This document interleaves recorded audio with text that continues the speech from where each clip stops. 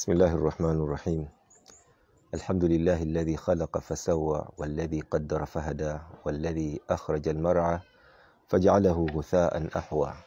نحمده ونستغفره ونستهديه ونؤمن به ونتوكل عليه ونصلي ونسلم على سيدنا وحبيبنا مولانا محمد خير خلق الله وعلى آله وصحبه وسلم أجمعين. بعد السلام عليكم ورحمة الله وبركاته.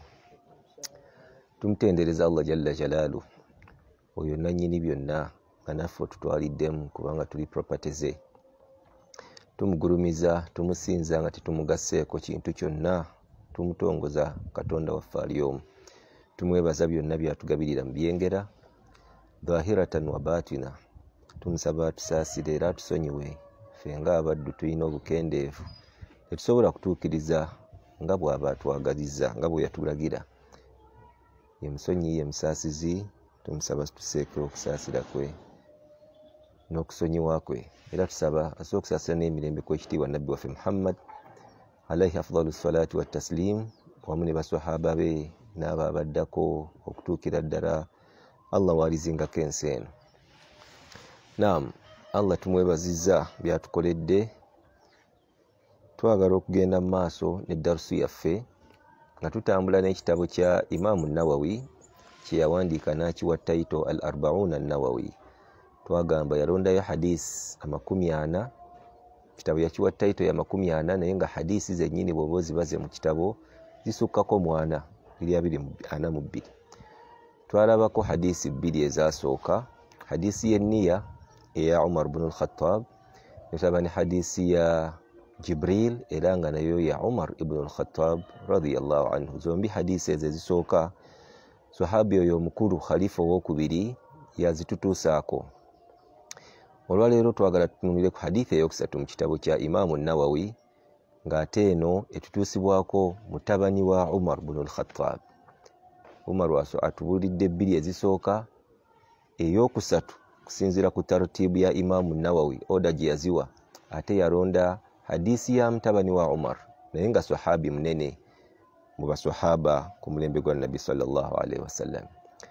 Etandika egamba an Abi Abdurrahman Abdullah ibn Umar ibn al-Khattab radiyallahu anhuma قال سمعت النبي صلى الله عليه وسلم يقول بني الإسلام على 5 شهادة أن لا إله إلا الله وأن محمدا رسول الله وإقام الصلاة وإيتاء الزكاة وحج البيت وصوم رمضان.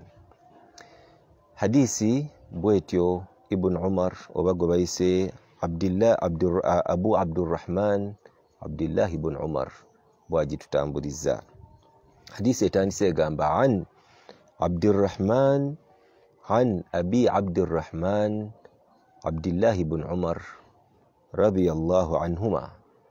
حديثي نو etutuusibwako oba etunyumizibwa Abu Abdurrahman, bakozesa kunya, mu Luwarabu bakiyita kunya, taata wa Abdurrahman. Hadisi ng'etutuusibwako etunyumizibwa taata wa Abdurrahman oba Abu Abdurrahman Abdullah ibn Umar ng'erinnya lye ya Abdullah mutabani wa Umar.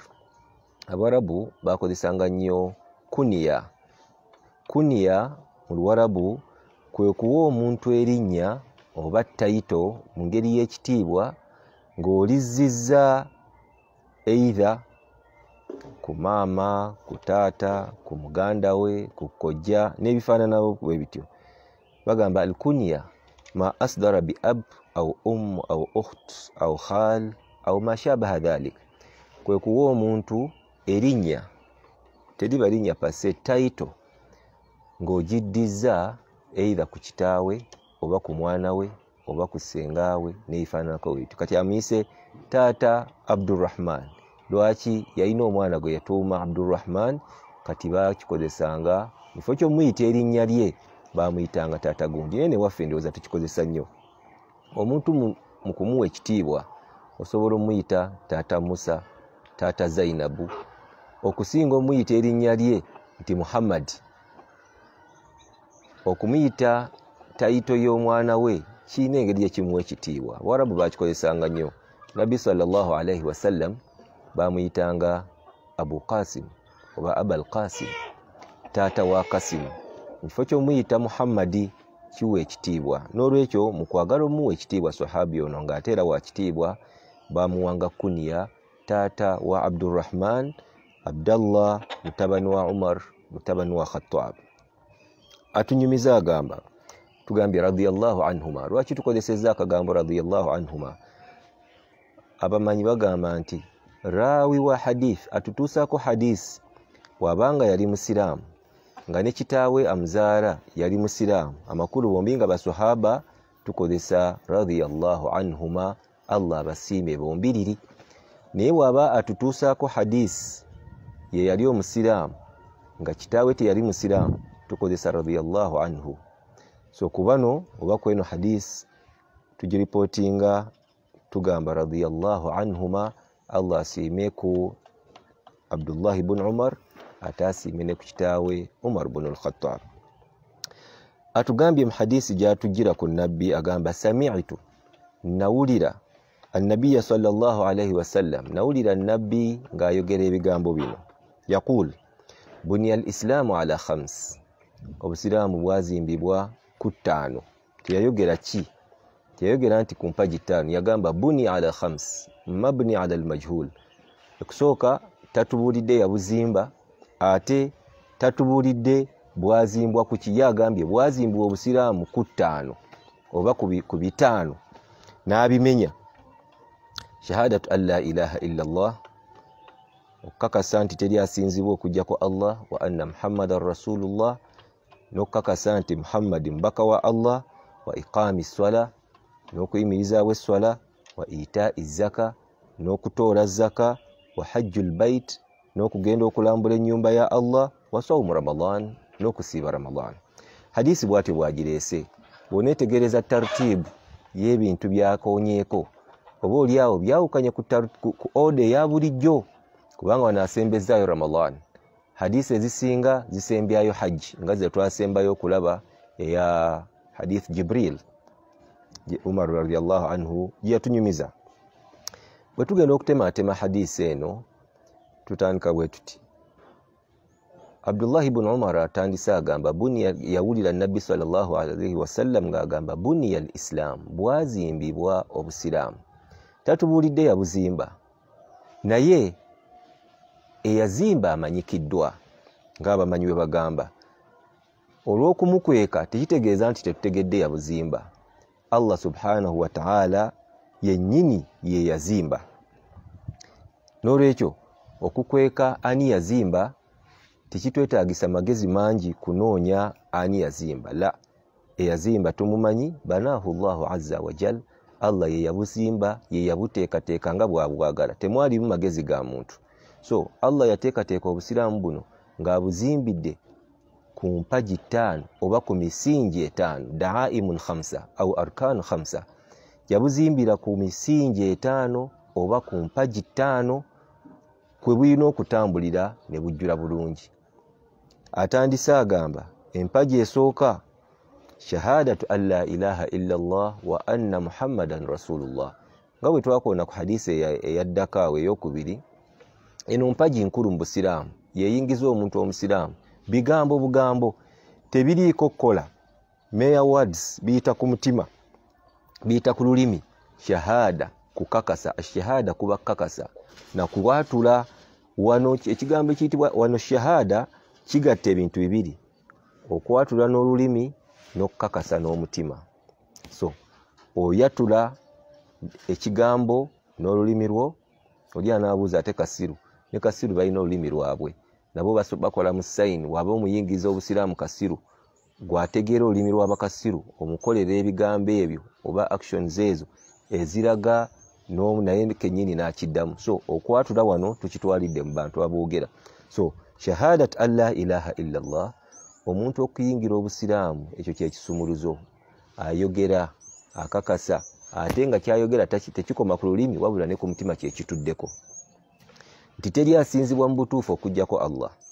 Ekyo twakigaziya mu hadisi ey'okubiri, hadisi ya Jibril, ng'abamanyi bwe bagamba nti ekyaleesa ennyinga eno mu mpagi esooka shahadatu an la ilaha illa Allah, tugendereramu al-ikhlas, okola omulimu gwonna gwogenda okukola nga gwa ddiini ng'ogendereddemu kusiimisa Allah subhanahu wa ta'ala.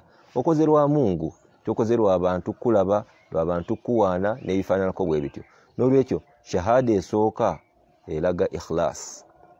Shahada ey'okubiri wa ashhadu anna Muhammadan Rasulullah oba wa anna Muhammadan Rasulullah, eyo shahada kukakasa nti ne Muhammadi mubaka wa Katonda, mudduwe, mutume wa Allah, abduhu wa rasuluhu, tetumuteeka mu kirala kyonna, agwa mu kiti ekyo, mubaka wa Katonda, nabbi wa Katonda. Ng'ekireetese ennyingo eyo ng'abamanyi bwe bavuunula, ekireetese ennyingo ya nabbi okumuteeka mu shahada almutabaatu lirrasul, kukola kyonna ky'ogenda kukola nga kigwa mu ddiini ng'okikola nga nabbi bwe yakisomesa, ogoberera enkola ye. Bwe kiba kyakukola nga kya mirimu, okole nga bwe yakola. Bw'ebanga ibaada ya bigambo, oyogere nga bwe yayogera. N'olwekyo empagi esooka mu Busiraamu ya shahadatain, oba abamu bagiyita shahada.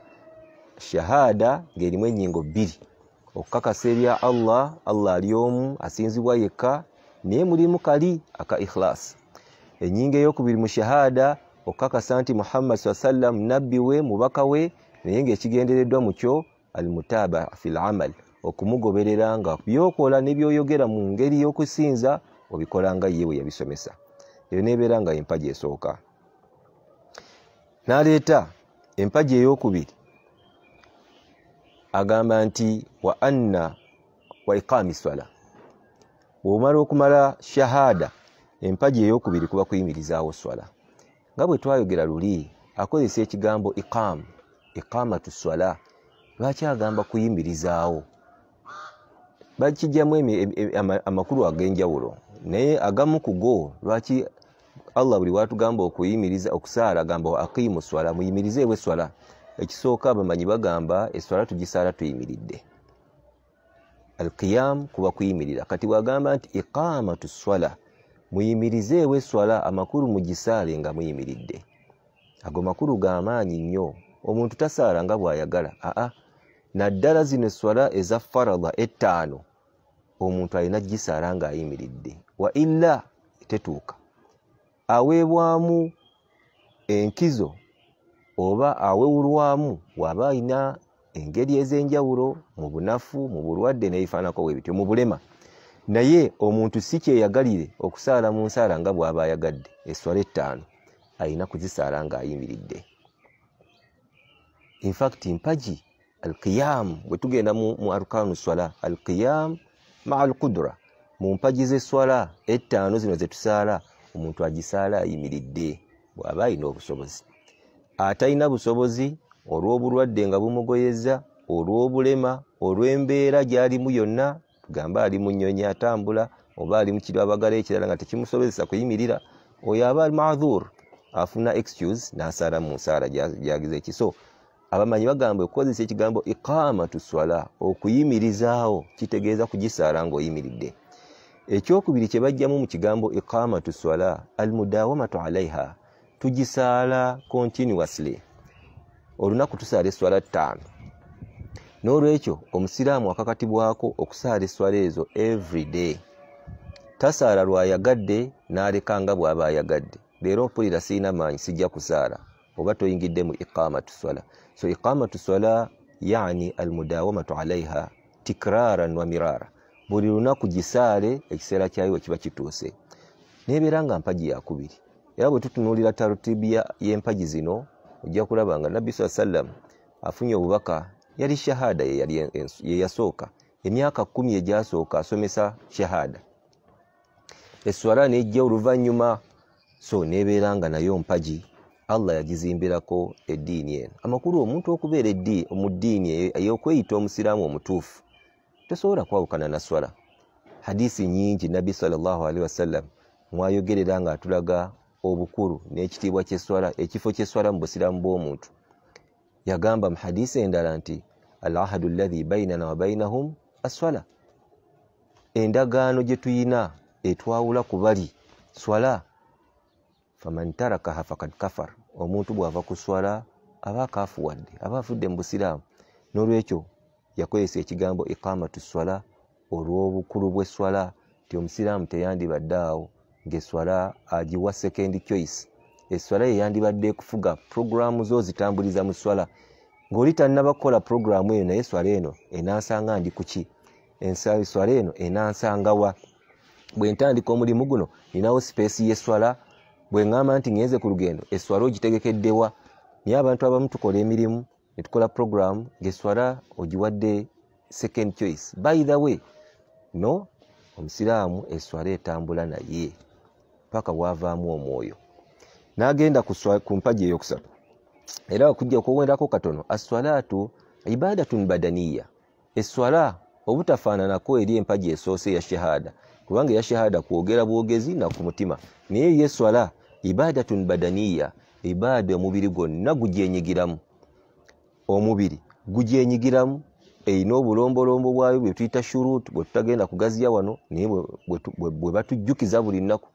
Omuntu nga tannasaala alina by'alina okutuukiriza nga ki? Ng'okwetukuza mu ngeri ya gusulu, waba yeetagisiza gusulu, mu ngeri ya wudu, mu ngeri ya tayammamu, okusinziira ku mbeera gy'alimu. Akalombolombo alina okulinda ekiseera ky'esswala ne kituuka, tagisaala mu biseera ebitali byayo.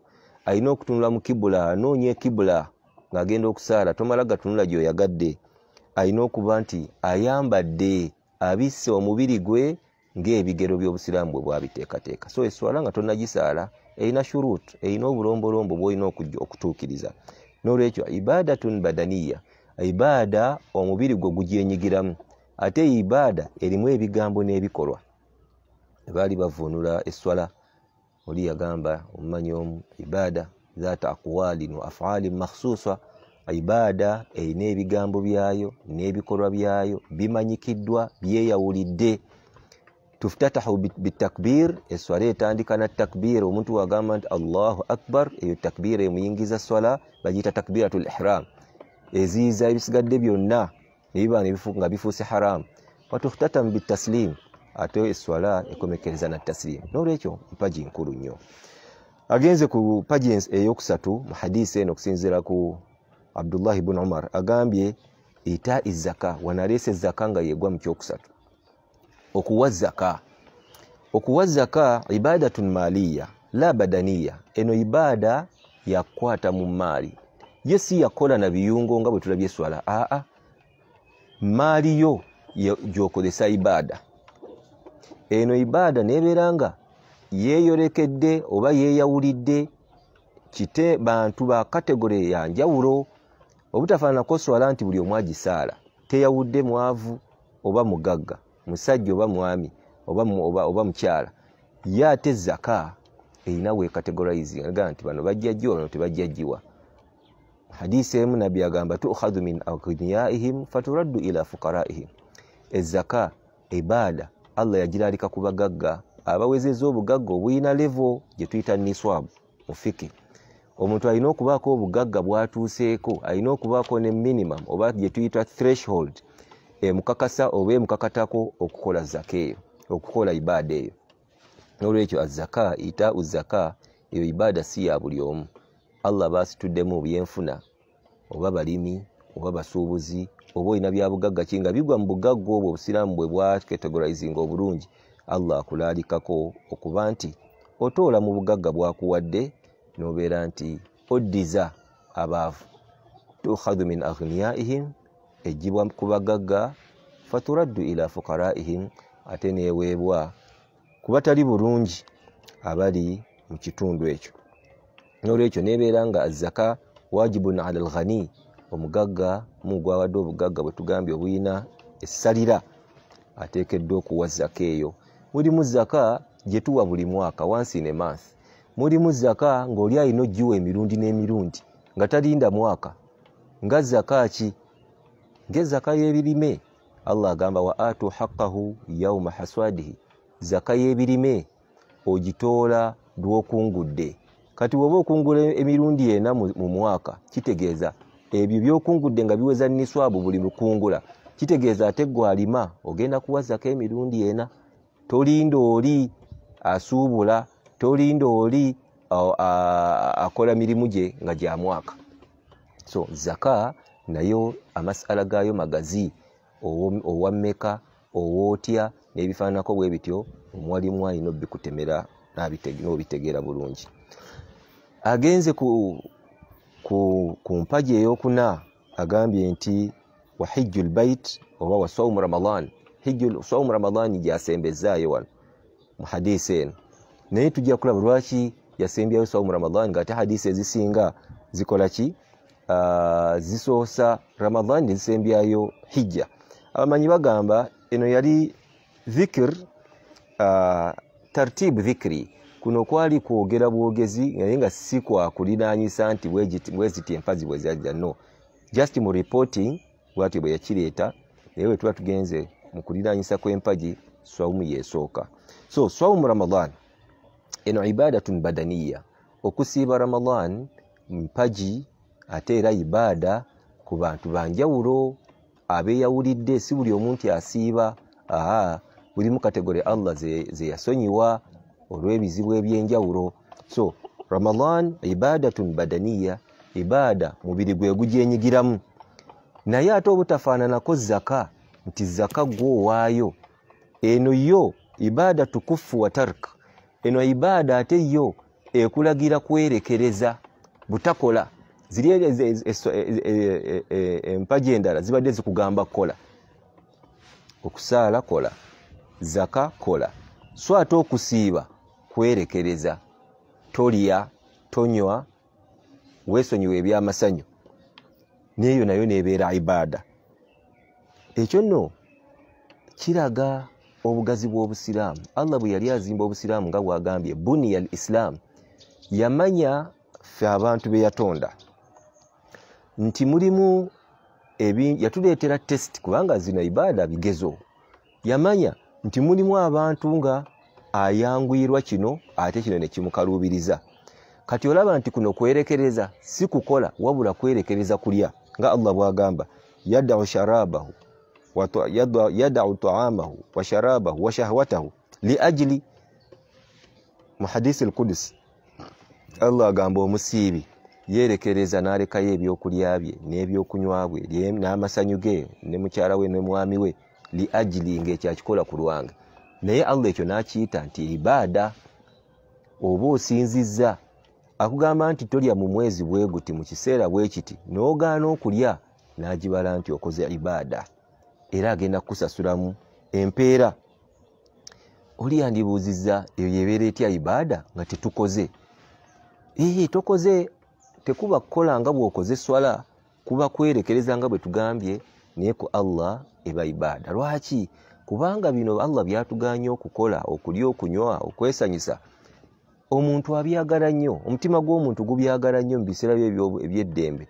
N'olwekyo Allah bagamba nti ku luno tokikola, tojja kulya, tojja kunywa, min tuluu'i al-fajr ila ghurubi shams, okuva enjuba weeva emambya bwesala paka enjuba weegwa, akaseera ako tolya. N'okikola nga Mungu bwagambye, akubalako nti okoze ibaada, era agenda kuwa empeera nnene nnyo. Ogenda kwesanga nti ibaada zino Allah nga bwazireese mu busiraamu ettaano, omuntu oyinza omusanga ayanguyirwa kino ng'ate kino kimukaluubiriza. Katusooke tumaleyo eno ey'okutaano, hijjul bait. Hijjul bait nayo ibaada yabalondemu, si ya buli omu. Ibaada maaliya wa badaniya, eno yeetaaga emaali ate yeetaaga nga n'omubiri gukola mulamu. Amakulu lwaki yeetaaga emaali? Kubanga erimu azad, olina okwesibirira entanda, olina okugula tiketi. Kati ngaffe abali enewala, olina okugula tiketi ekutwala, olina okusasulira ebigenda okusula, okulya n'ebifaanako bwe bityo. Ate wa badaniya n'omubiri gulina okuba nga gukola. N'olwekyo ezo ibaada za Allah subhanahu wa ta'ala bw'atyo byaziteekateeka, bw'ozituukiriza empagi ez'ettaano n'obeera ng'ojjuzza obusiraamu bwo. Tubadde ku nsonga egamba nti bw'otunuulira empagi zino ettaano n'ova ku swala, atandikira mu shahada gye tutubadde, n'ogenda mu swala, n'ojja n'osiiba, n'ogenda ku hijja, ne zaka n'owa oba obaddemu, ojja kwesanga Allah yamanya nti bino okubyetooloola omwanadamu n'abikola, aba amazeeyo saako z'obulamu.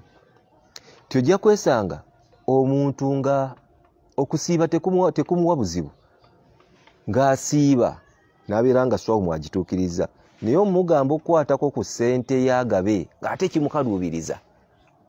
Kakati Allah n'ekyo n'akimuteekako nti siiba ate ne maali giwutoolemu omutemwa gw'abaavu ogubawe. Ate ojja kwesangayo omuntu nga ne layiri asobola okuzukuka ekiro n'asaala, naye mugambe kuwaayo nga mukoddo muzibu naye nga ibaada y'eswala emwanguyira n'azukuka n'ekiro. Ate oluusi ojja kwesanga omuntu nga ye okugaba takulinaako obuzibu naye mugambe siiba ng'ayinza n'okugabanaga ekitundu nkizimbidde omuzikiti oyo mulekwa nja muweerera n'agaba naye ng'okumujja ku mmere si mulwadde, kumujja ku mmere lutalo.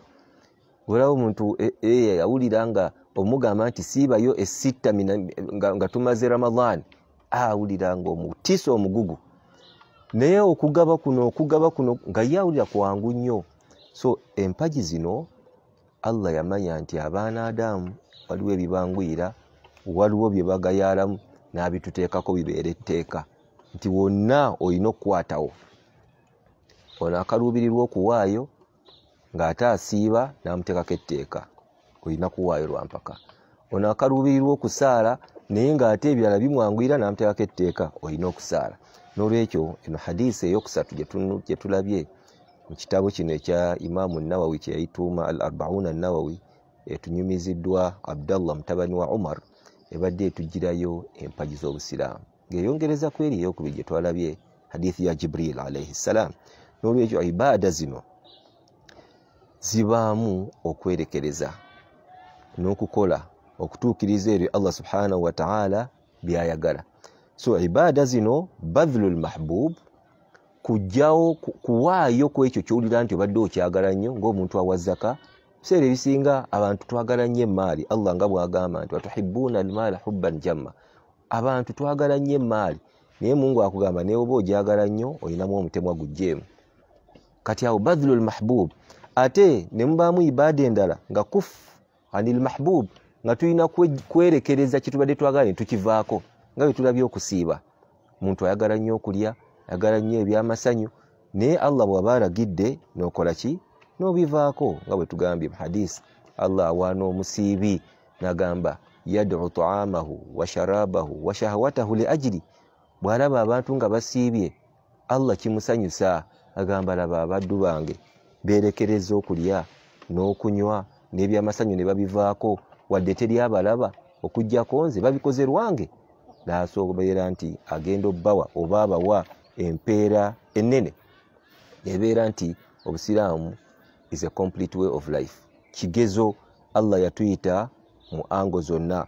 N'olwekyo Obusiraamu bwaffe bwe butyo butambula. Naye nga bwe tulabye nti mulimu empagi ezitakwatako okusinziira woogwa, naye Mungu gwawadde n'azituukiriza zonna ettaano aba yeesiimye nnyo. Shahada ogirina, tolina mushiriki yenna. Eswala ozisaala, lamanzaani bwajja Mungu akusobozeseza omusiibye, tolina galwadde gakulemesa. Mulimu abantu nga yeegomba okusiiba naye nga obulamu obulwadde bwamujja kusiiba, omusawo yamugamba togeza, naye gwe Mungu akuwadde okusiiba okusiibye. Emaali agikuwadde zaka n'ogiwa, ate ne hijja n'ogenda n'ogikola. Bujjuza empagi ez'ettaano, yisanga emikono mu maaso wetunga bwe tugamba, weebaze nnyo Mungu. Abantu bangi mu Busiraamu bwabwe balinamu empagi ezi, abanene nnyo 3, shahada na swala. Naye ne weesanga nga Ramanzaani gye yandyagadde bambi baagimuggyako, tasobola bulamu buganye. Ezaka emaali tayina, Mungu teyamuwa. Zamal hijja awulirako buwulizi na kukoma kuwaniriza bahaji, naye gwe Mungu bwakuwa n'oweekolako kaweefube zonna 5 n'obeera ng'ozitambuza, weebaze nnyo Mungu. Oba ojjuzza Obusiraamu bwo, oba ozimbye omuzimbo nga Allah subhanahu wa ta'ala bwe yagukwagaliza, buniya al-Islam, Obusiraamu bwo oba obuzimbye ne bujjula, shahada ejjudde, eswala ozisaala, zaka ogiwa, Ramadhaani ogisiiba, ne hijja wakola. N'olwekyo eyo yandibadde ghayatuna, ye yandibadde ggoolo yaffe ffe n'Abasiraamu, kulaba nga at least 5 zino ogezaako, Mungu kyakusobozesezza okikole. Tugenda kukoma wano hadisi yokusatu, inshallah Mungu anatusinkanye oluddako tujja kulaba hadisi eyokuna. Eno hadisi ya Ibn Mas'ud nabbi sallallahu alaihi wasallam ate yatutwalako eri mu irimu y'obuziba, atubuulira ebibeera mu lubuto mu nnabaana z'omukyala nga omuntu atonda ya hadithi eyokuna. Inshallah Mungu jajja otusobolesa naye tugirabeko mu kitabo kya Imaamu Nawawi. Wa sallallahu ala sayidina Muhammad wa alihi wa sahbihi wa sallim walhamdulillahi rabbil alamin.